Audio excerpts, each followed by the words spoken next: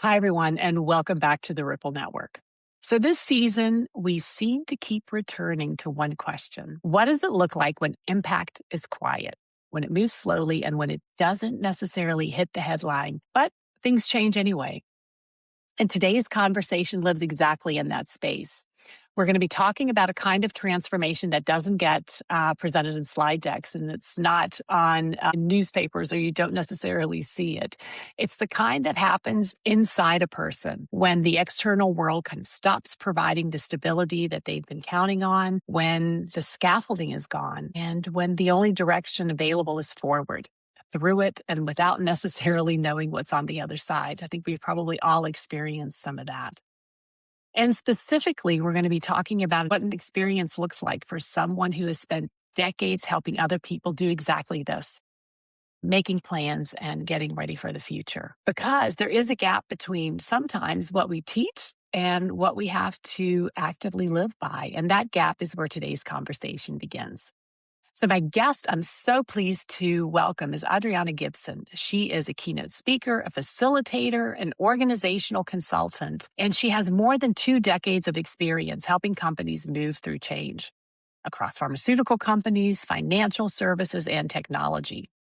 And the center of her work has always been a single conviction that transformation is never purely strategic. And underneath it, every change program, every restructure, and every cultural shift, they're people. And what happens inside those people is what determines whether anything actually changes at all.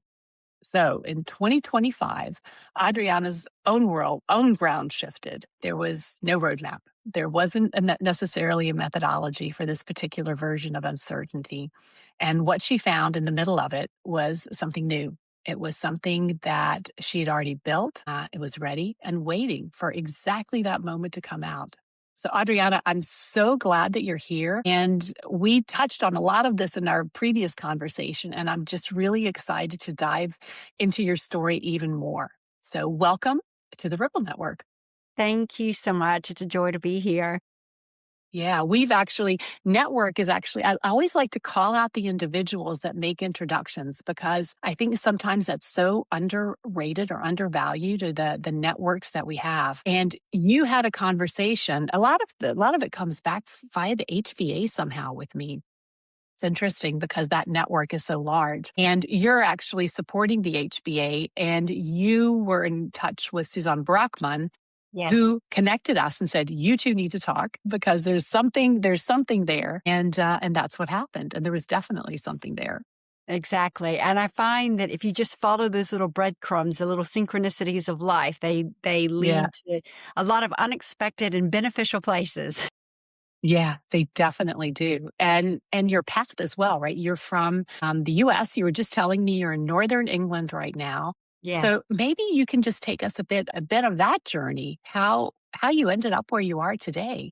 Yeah, I'm happy to. So I think you and I grew up in a similar part of the world anyway. So I was from Alabama originally and spent much of all of my formative years there and then moved to Florida for a while. So I left Alabama, I think, in 2003, moved to Florida for 6 years. And while I was there, it was actually a job restructuring that I had advance notice that my type of position that I held was going to be eliminated. And the company wanted to place me. And literally, the only place where they had a job doing the kind of things that I do was in London. So I had a why not moment and just decided to go. And as my mother will probably tell you, when I pitched the idea to her and she wasn't the biggest fan, said, "Oh, how long will you be there?" I said, "Oh, 18 to 24 months max." And here I am. That was No. 2009. So it's been 17 years. Yeah, Yeah, and just like that, a flash, you're exactly. here for 17 years. Yeah, Yeah. So that's incredible. So this adjustment, obviously, from growing up in the U.S. and then being abroad. So I could definitely relate. So we both grew up in the South, and we both made that transition. exactly. You to the UK, and then I'm living in Germany now. Yeah. So and your work I find really fascinating. So this transformation and helping organizations and even individuals, right? So the work that you do is about helping in stages of transformation for companies and people. And tell me a bit about that. Like what is the human part of that? Well, so I spent 20 years working in-house in corporate HR types of roles. And through that experience, have been exposed to, in some way or led, every kind of change you can make on the people side of the business. So if it's a culture or systems or organizational structure or whatever it may be. And then I started to learn over the years that became a bit of my specialism when I would start being asked to lead particular task forces. And then when I left being an in-house and becoming a consultant in 2015, the first gig I was asked to take on was a massive global transformation where we had teams in 43 different countries and 4 different businesses trying to bring them all together. So it's been something that I stumbled into by accident, as we often do. And then the more my career continued, the more it just continued to expand in that way. And now working with businesses, it's, as a consultant or, a facilitator or whatever, I do speak a lot about how to lead change in the business and what are the dynamics that actually get people to get on board with it? How do we get them engaged? So it's one thing to go through processes, which is great, and we can do process, but actually, how do you get to connect with people at the head and the heart level to get them on board and get them engaged? Because even if you are replacing technology in an organization, for example, at the end of every change is a human being. And the Right. degree to which that person accepts or rejects the change or resists it in some way, it determines the success. So it's just kind of happened over time that's become a specialism by accident and through practice, a lot of practice. Practice Yeah. and some self. I alluded to also a transformation in your own life that you've gone through in this time and this shift. And if again, as much as you're comfortable sharing, would you kind of take us on that journey with you? Because I think that can be so inspiring and enlightening for others as well. Because there's also we need to look inwardly as part of our transformation. Exactly. And, you and I touched on it at the start of the conversation about moving abroad. I think for me, there have been a number of instances throughout my life where I've made major changes, but I think they were all sort of isolated in particular areas of life until 2025, when it seems like all of it just came together at once. So at that time, I was living in Portugal because I decided to leave the UK for a few years and live abroad. And I was living in Portugal and was looking at exploring moving back to the UK, but wasn't quite ready. And it was just a dynamic in life where I was in the stage of ramping my business back up after having intentionally taken a little period out. So my business was still kind of finding its feet again, as we all do when you go through business development and that sort of thing, trying to open the pipeline up again and deciding about where I wanted to live and moving back to the UK. Was having some decisions about, relationship and all of this kind of thing. And out of the blue, had a bit of a health scare. So I say a bit of a health scare. That's me innately incorporating my Britishness, because as an American, I would say, I got threatened with a major life illness, right? That's a little bit more dramatic way I might have said it back in the States. But I had a health scare and at the time was told that I was going to need ongoing, consistent treatment in the UK for a prolonged period of time, meaning a few years. And at the time was not prepared to leave Portugal just yet. It was the seed had been planted, but I wasn't. Mm. And so it was life sort of sped up for me and said, no, you're ready now because you don't really have a choice. You have to go. So what had ended up happening in the summer was I had to make the decision to leave Portugal. And again, it meant I needed to pause my business for a bit because there were a lot of moving parts that I wasn't going to be able to give my business the time and attention it needed to properly develop the pipeline the way that I wanted to. I took some time out and moved country, had some other things that I wanted to do with family. It sounds a bit strange, but in the midst of all of this, my 82 at the time year old mom had planned a dream trip with my brother and sister and I for just the 4 of us to take a trip to Alaska to get her last state of the 50 states that she'd ever visited. And had told the surgeons and whatnot, I'm not missing this. So we're going to have to put everything off. So I took time out to do that and have a really special experience with my mom and my siblings before landing in the UK and then undergoing the treatments and whatever. But at the time, I didn't have a proper place to land in the UK because I didn't have time to actually find a place to live and all of that. So I found myself in the autumn of 25 with pausing my business. And of course, there are financial implications that come with that. So it Sure. meant financial Yeah. constraints and things of that nature. Being in temporary accommodation in between places. My partner at the time, which we were exploring, what do we want to do with our relationship? We decided, no, this is too serious. Let's stay together and kind of work through what's happening. So I was grateful for that. But then also not having my health to rely on. It was as if, as you said at the start, like all of the external pillars that we hold on to for security and life were suddenly all upheaved at the same time. Yeah. And that was a very raw and vulnerable place to be. Right. And that's what you do. You actually help the rawness of individuals and other organizations. One of the things that stuck with me is when the first conversations that we had, you talked about this idea, and I want to make sure I get it right here because this idea of skills as savings, I think that that's the phrase that you used, that they don't go away. But Yeah. sometimes you have to pull these skills out. And what did you have to pull out during this experience? What from the lessons that you've been giving other people that you've learned over the years?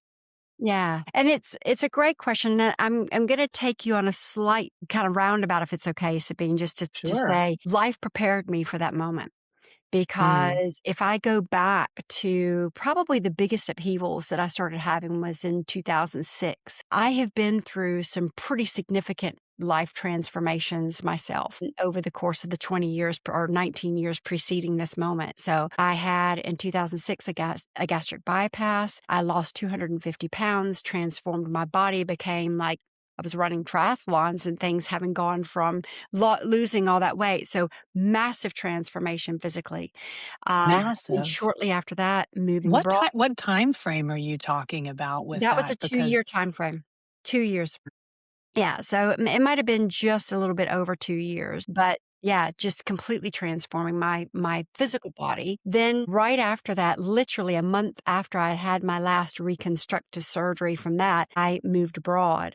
And then I think about 2 or 3 years. So it was about 3 years between the first and then moving abroad. Then about 3 years later, my relationship of 25 years, I chose to end. And then it was 2 to 3 years later that I ended my corporate career and decided to go out on my own. So those were some major life events that I had had for my own personal transformation. And then in, I think, 2021, my partner now, he retired and we went on a year nomadic journey. Bought an 8.5 meter motorhome and traveled around Scotland, Wales, England, living in different parts of the country, exploring. So I had been by design intentionally homeless at that point as well. So I take you back to say all of these things that I had that had happened to me gave me experiences as well as the stuff that I had done in corporate. So when I'm working with corporates it's around how do we help people get past whatever resistance they may have to help influence them to get on board. Well, during my experiences of my own transformations, I had been in really challenging places before where one element of my life had been significantly upheaved and the discomfort and, the vulnerability that we go through with that. So I think having gone through so many major life transformations over the years and having moved to Portugal as well, I mean, there was all these things that I'd done. It just meant that I had built up a level of resilience and knowing how to navigate those really uncertain and quite candidly uncomfortable spaces when life just doesn't feel either pleasant or comfortable or certainly not going as expected. And I think what came for me was, as everybody tends to experience in these kind of things, we might have those moments of, why me? Why is this happening? That old victim voice will come in from the back right. and go, "Oh, what did I do to deserve this?" This whole, because we get to those low places. Yep, we And do. it was It was in one of those really low places where I felt like, "Oh my gosh, I can't believe this is happening to me. I'm feeling really sorry for myself." That it's like a wave came over me of, no one's coming to save me. I've got to rebuild for myself. And it was as if a light switch just happened. And that part of me who had developed the muscle memory of how do you navigate a new country or a new job or a new relationship or being on your own after 25 years or whatever it is, how do you navigate your way through that uncertainty? And where do you start? You start right where you are. And what I kept telling myself, because the moment came to me in the hospital when I woke up from a second surgery, having gone through the treatment that I was going through. And it was just, what can I do for myself in this moment? And for the next several months after that, it was each day as I would wake up, think, what can I do for myself to get closer to the life that I want to rebuild for myself? And that just became my quest of how do I care for myself and give myself whatever I need today to help me move along the path in the way that's most aligned with where it is that I want to go. You've said so many things that I could feel that we could go off, and I wrote down some words: resistance, navigate, the muscles that we have and that we build and the way that we act. Yeah. And then one piece as well, what struck me is that you said a surgery, but as you said that, I thought was thinking, you've had a lot of surgery. So your body is that also is intense for your body to kind of be in the moment and to recover and to heal Yeah, as well. exactly. Yeah. Yeah. Yeah. So that is about being in that moment. And it's so interesting what you say. And I think that that can be such a challenge, is that we regularly look to the future. We look to take a step. We want to take a step. We want to go here. We want to go here. And in that process, we forget about being in the now and right now. And I believe that that is there's the balance of that. There's the balance of looking into the future and having goals and aspirations and where you want to go, but also being present in where you are right now and what's happening. Do you have that as well? Do you experience Yeah, that? I do. I think so. After I had finished the major surgery, which was mid-October, I would say the 2 weeks after that, I was pretty significantly debilitated and unable to do a lot for myself. And that by itself, I am a high energy, high drive sort of, someone who's very independent and has, I used to be nicknamed the Energizer Bunny because I was always, had more energy than one person would typically have. So for me, being in that space for a couple of weeks where I couldn't do much for myself, and, this is a space where you can feel really sorry for yourself because you feel like all of what you're accustomed to is suddenly very different. So yes, I couldn't do for myself physically, but it was also, I was accustomed to working or, just various things, right? Where I had to sit in that space of really deep vulnerability, of not having all the external pillars in my life sorted the way that I wanted them to, and being debilitated to the point that I couldn't tend to all of my basic needs by myself, and it was really tough. And I think the part for me, particularly as someone who's typically known as being strong and resilient, and to be in that space and just have to accept that this is not a permanent state that I'm going to be in.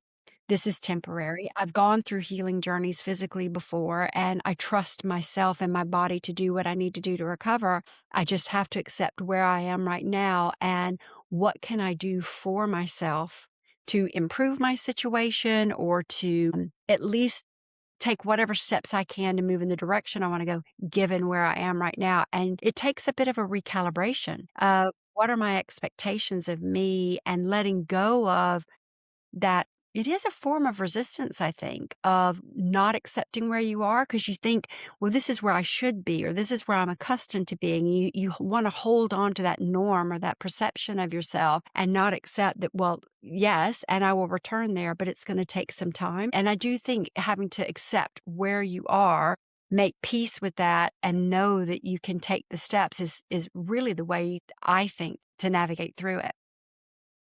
Absolutely. But I'd like to get back to that. But you mentioned something very interesting as you talked about resilience, that you see yourself as a resilient individual. And I believe that that doesn't go away. So your resilience was with you in those difficult times because that was what was pushing you forward and helping you take that next step. Yeah. And I feel so often when I hear stories or when I listen to individuals that have had significant struggles in their life, And they say, well, you just gotta kind of pick up and go and do it and take that first step and be in the moment and be with yourself. But how do you do that? That is those saying those words. Yeah, I think a lot of us can say that, but would you feel comfortable with sharing just some examples? Like how did you were there did you do meditation? What did you do for yourself to keep moving? And even if you step back a few times, how did you continue that forward motion? I think for me, it was a number of things. So, first is the very practical kind of stuff. Like, I know having gone through a number of surgeries, it is best to get up and move after as soon after as possible for most things. I'm not trying to pretend that that's the case, but to move after. And so, things like, I'm getting up out of the bed, even though I don't feel like it. I know it's safe and I'm getting up and moving because this is going to help me. It's just remembering that this is going to be better for me longer term if I can push myself right now. So it's getting out of just the moment and the discomfort or despair or vulnerability or whatever it is and thinking ahead. This is going to serve me if I can get up and move, if I can get up and have a shower by myself, or these small little things that I could do. But it was also things that I found nurtured me. So I would listen even in the hospital to really calming sound frequencies and music. So it might have been beach sounds or some of these playlists on Spotify, for example, that have like the yoga kind of, just the different Right. sounds that are healing frequencies and things. I would listen to things like that to keep my system as calm as possible, despite the chaos, obviously, that's going on in the hospital. There would be, you talk about breath work, for example, trying to remember when I could feel the agitation or the upset in my system or the anxiety, the irritation of what was going on around me, is to keep coming back and taking really deep breaths. They talk about box breathing, where you take a deep breath, hold it, release it slowly, hold the emptiness. I would do practices like that to try to keep my nervous system as regulated as possible, because it would be easy to fly off and then ride a wave of a particular emotion, feeling really sorry for myself. And you know what? Sometimes I did that. Sometimes I allowed the release valve to go and I cried and, complained and had a pity party for a little while and said, okay, it's out of my system now. I can pick back Mhm. up. It's kind of Yeah. all of it, really. I think one of the signs of resilience too is the pity parties get shorter. You Yes. don't you're allowed to have them, and I think that is such a valid point, is that it's okay. Yeah. We can have those pity parties, but let's have them for a shorter period of time each time that Yeah. we experience them, It's and to true. pull ourselves out. Yeah. And sometimes it is genuinely, and depending upon how we're all wired a little bit differently, right? Mhm. Sometimes it's just the release valve of you're holding so much that if you can just, I find, let it just go, then suddenly just the inside feels a lot calmer and more stable just by having released some of the tension that they're Yeah. carrying emotionally. Yeah. Yeah, yeah, that is so true. And that back to your point, what you mentioned, it's also then that gives you the space to be in the now Yeah. and to be with yourself and to be able to take that next step and to listen to your body Yeah. and then focus and then think about the future again. So Exactly. it's a very intertwined system or cycle, isn't it? Yeah. And it all balances, right? So like when you were asking some of the things I do, like every day I would walk. And maybe in the hospital, it was I might walk for 5 or 10 minutes, and I would try to add on each day. But then when I got out of hospital, it was like continuing that path. And then the walking became yoga, and the yoga became Pilates, and it became swimming, and it was like constant little progressions to the next thing and the next thing, to keep trying to push myself a little bit more without going too far, because that's a fine balance in and of itself. But because I knew the more I could move and the more I could ground myself in my body and be out in nature or do different things, it was all having an effect that was not only enabling me physically to heal, but also bringing me a little bit more peace, to have more resilience to navigate what I was going through. Yeah. And it's such an interesting conversation because we can relate a lot of this to ourselves, right? It's work that we do. It's work that we do when we're not at, it's work that we don't do when we're at work. Yeah. And, we spend time meditating and breath work. Suzanne is also a big proponent of breath work. She does a lot with that. And it's the consistency of doing it over time. And this repetition is just so important. And we sometimes take that person and put them here, and they're not in the office anymore. This disassociation I find sometimes is a real shame because we are that person too. Yeah. So the work that you do with companies and organizations, so if we were to bring that back into the mix Yeah. of the conversation, how do you incorporate that in with companies? Because some companies would be like, breath work, what are you talking about? We're not going to do that. Or why do my employees need to be centered and in the now before they take the steps for the future? Why does the company need to take time to be in the now before they take steps in the future? So could you tell us a bit about that? And what do you even think about that? Is there a space for that in the transformational work that you do? And there is, and it is all client contextual, if that makes sense. Because the thing about this work is just like I was saying, I had to meet myself where I was, to kind of recognize and accept where I was. Some clients may be open to, those kinds of activities and bringing them into the work environment, and some won't. And because I work in a variety of ways, sometimes it's big groups, sometimes it's one-on-one coaching, it can be a variety of things. There are some clients with coaching that we do say, okay, how do you bring yourself back, from stress? And I do apply some of those methods that work for me. Another one for me is journaling. So I might say to a client, maybe do some journaling or whatever, which there's always a combination that suits whatever that client is.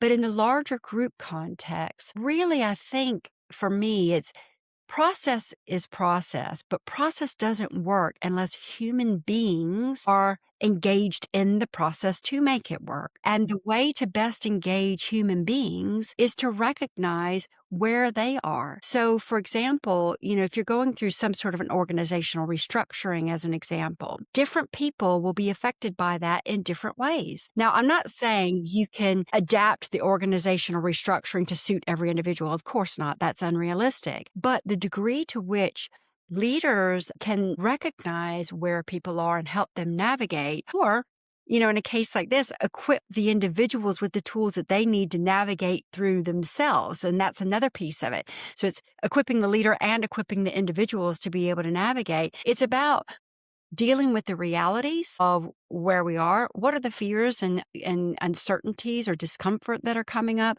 What are the challenges that people have, or the concerns that they have about whatever the new way or the new structure may be? What is the impact?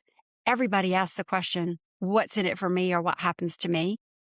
If we start dealing with those realities and the human elements of it, and then navigate with that in mind, the change process becomes a lot easier. So, there are lots of change programs out there, but whether or not they're successful or not is the degree to which we understand and appreciate where each human might be starting at a different place. They might go at a faster or a slower pace. I joke in one of my keynotes I do sometimes when I talk a little bit about change is that one of the things about leading through people through change is it's like trying to herd cats.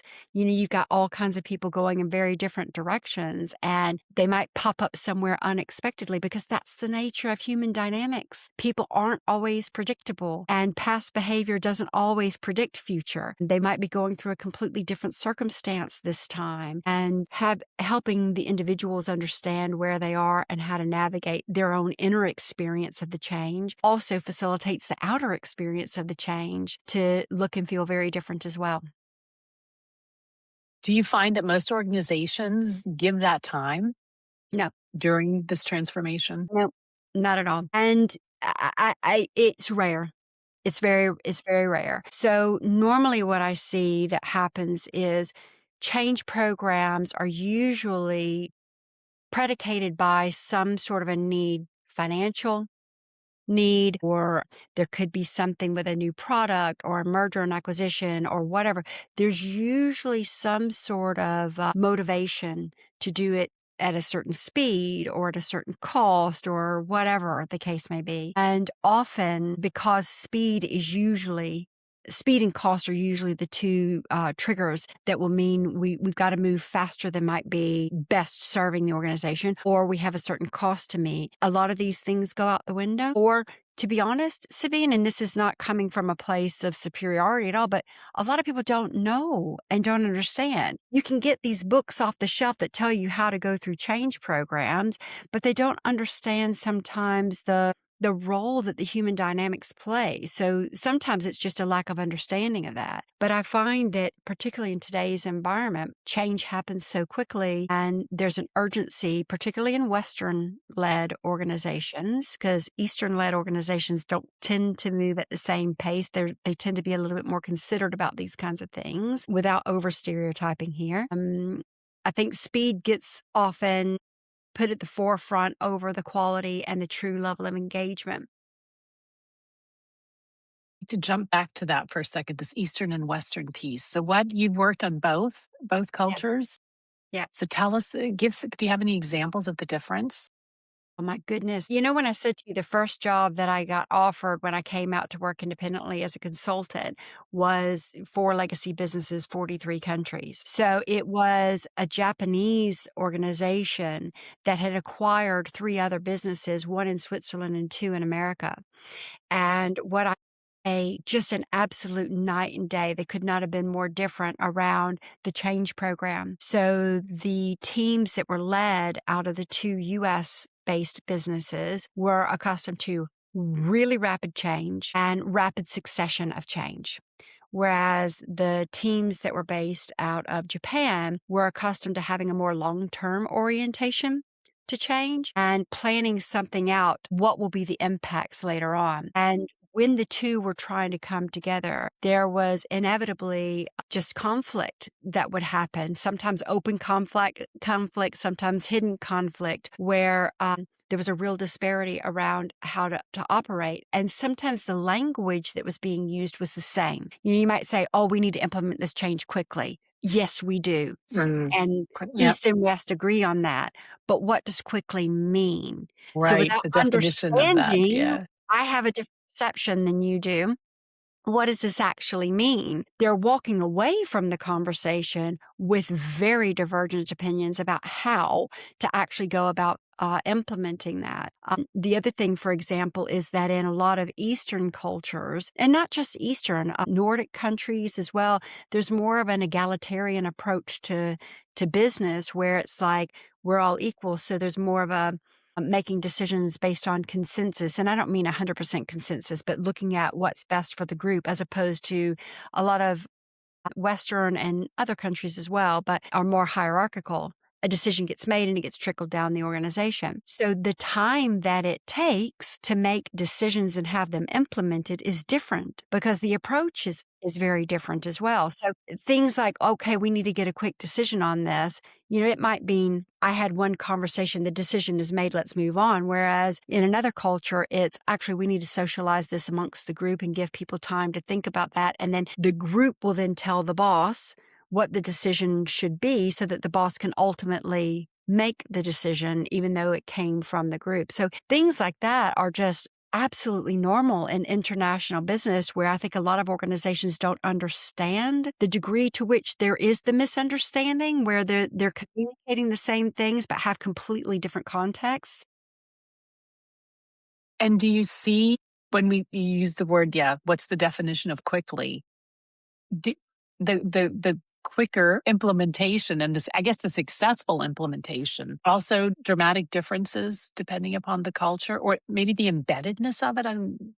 How? Well, and I would say speed doesn't necessarily mean that something is or isn't successful, right? It's Mhm. one measure of how quickly. Absolutely. Right. But ultimately, it's how ready are people for the change? Do Mhm. they know it's coming? How much communication has there been? How much socialization or whatever? How much opportunity have people had to talk about it amongst themselves or to weigh in on whatever the solution is? So let's say, for example, I was talking about the Japanese-led business. When it came to actual implementation and adoption of the change, because the consensus had been reached and then that consensus had been given to the boss to officially make the decision, then people were already contributing to the solution and what it should look like. And they had skin in the game, to put it bluntly, because they were part of the contribution. In other parts of the organization where it was that top-led organizational hierarchy, a decision is made and pushed down. Whether it's spoken or not spoken, there is often a huge level of resistance, partly because people weren't consulted, people weren't asked about. Right. And no disrespect here, but often the higher we get in the organization, the less realistic we are about what really happens at the different layers of the organization. So somebody else in a team 3 layers down may understand that if you pull that lever, something over here is going to break. And they want to say that, but their view is not welcome at the time. So you actually have to go through the change process and allow the something to break. Whereas in these other cultures where you're involving more people in making the decision, it's very different because those things surface earlier in. So the change process may look like it takes longer by the socialization, but actually the adoption and implementation would be faster because you don't have so many of the breaks or problems that happen. So it's what is the apparent speed? Something can look faster on the outside, but it's because the genuine change in adoption, changed behaviors, whatever, aren't necessarily happening. So what looks fast is actually a lot slower than it's A lot intended. slower. Yeah. Yeah. Yeah, so true. So if you were to give a message to leaders in organizations, hmm, and they're in the process of a restructure or a strategy shift or some other uncertain moment that they could be dealing with, what would you want them to hear most from your story and also from the work that you do? Yeah, I think if we're talking specifically relating to change, what I would say is that it's really important to recognize the human dynamics that are affecting the change, and that it's actually unlikely that they're hearing as much as is really going on under the surface. And so even if things look like they're progressing at a certain pace, they may not be, because the human element plays a much bigger role in the success or failure of change. So it's about creating open, safe spaces for people to be able to talk about what's working, what's not working, what things might be coming up. And that in itself is a nuance, because just because you ask doesn't mean you're going to get honest answers. There's a lot of nuance in how we ask as well. And I think if I were offering something from my personal story and my own change, it is really about, and there's a parallel between the two, is about meeting yourself where you are. Recognizing what it is that you need to be able to move forward, and not feeling like you have somebody else's expectations or somebody else's path to work towards, to do whatever feels innately right for yourself, and to take the steps in that direction, to have that courage to keep consistent and aligned with what feels right for you. Because, the life that I'm living right now doesn't externally look like some people might expect it to look, but it's okay because it's authentically mine. And the steps I'm taking are to continue to do it that way. And as leaders in business, everybody is going through their own experience too. So how do we recognize that in them to help bring people along with us, instead of trying to get people to fit a particular mold that may not work? May not work. And for them, Yeah, ultimately, which then impacts the organization as well. yeah, Yeah, so exactly. true. So I talk a lot also in my book and to people about legacy. And I'm a firm believer that legacy is not something that we or that is known about us at the end. It's very much part of our lives now. Yeah, at the end. Sometimes it feels so odd to talk about legacy because we associate it with not being here anymore. And I think that that's such a shame, because legacy is definitely a part of what we do every day. So I Yeah. have two questions for you. One is, what does your legacy practice look like on what is today, a Thursday afternoon or a Thursday morning? And if you could describe really the legacy that you would like to be known for. I think it's very clear for me, and that is that I want to be known for living an authentic life that is uniquely mine. Both authentic, as in what you see is what you get, very honest, transparent, sort of like that, but also the life and the path that I choose for myself is uniquely mine, and it works well for me, regardless of what the external noise tells me how I ought to live. I think that's my legacy, and if there was one gift that I could offer to people, it would be to help them find whatever it is that's within themselves that's uniquely them, whether it's their gifts, whether it's their path, but to stay true to whatever that is. And if there are ways that I can help people unlock that and bring it out, and in companies, it's the same thing. How do I help unlock and bring that out? Right? That to me is the greatest privilege.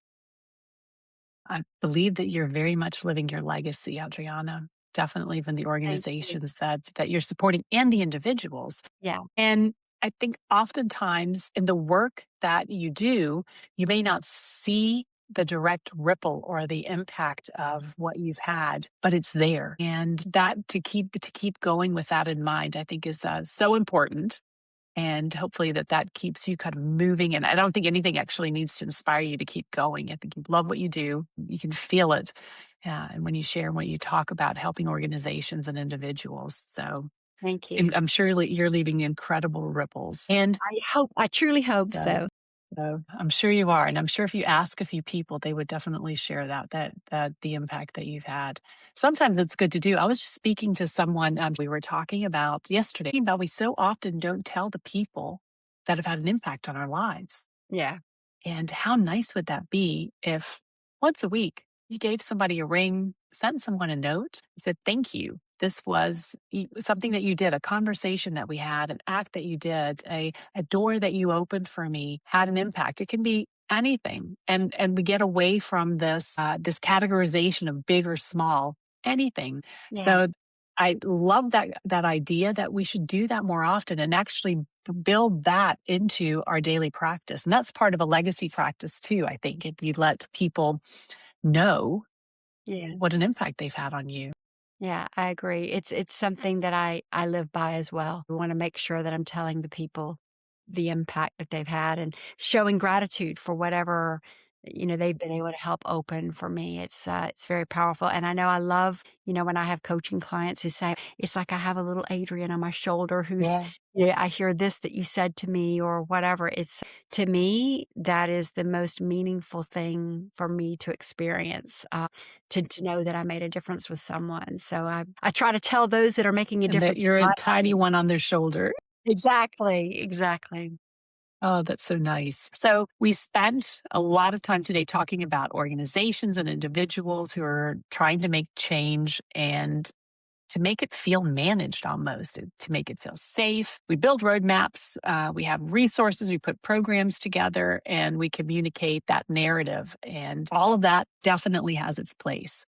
But what your story shares with us is a very honest thing that I've actually haven't heard in a long time. It's about this clarity and it's about how I love the story about your the saving your skills and in that uncertainty that you can pull those pieces out and everyone can do that.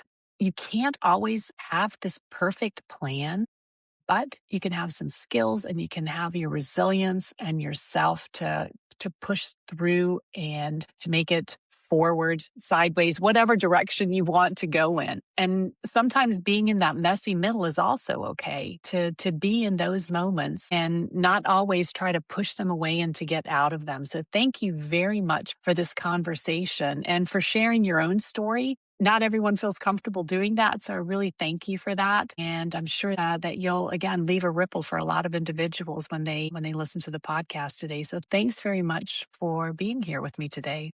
Thanks so much, and thanks for allowing me the space to share. I really appreciate it. Yeah. And we'll send a thank you out to Suzanne for Yes. connecting us. There we Yes, go. let's do that. There's Yes. our thank you for the week. Exactly. All right. Thanks so much.